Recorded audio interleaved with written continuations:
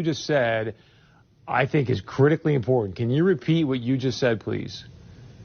Well, last Friday, I received a 7-page document that sort of told me that if I had an 86-year-old patient that had pneumonia but was never tested for COVID-19, but sometime after she came down with pneumonia, we learned that she had been exposed to her son who had no symptoms, but later on was identified with COVID-19, that it would be appropriate to diagnose on the death certificate COVID-19.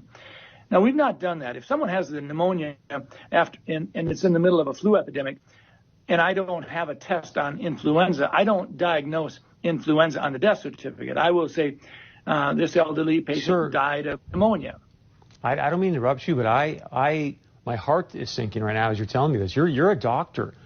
Why in the world would they be sending you out information to fill out death certificates, whether the person's been diagnosed with COVID-19 or not, but then to say in the death certificate this person's death was caused by COVID-19? That does not sound right to me.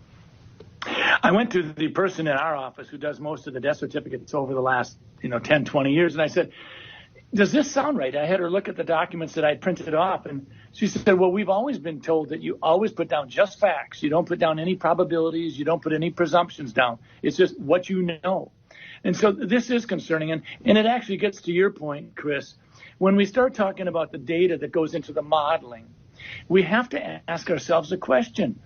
Are we being forthright? Are we sharing with the public? Minnesota, North Dakota, we don't need to be having it sugar-coated. We want to know what's going into your modeling. So with that being said, why would they want to skew the number of deaths due to COVID-19?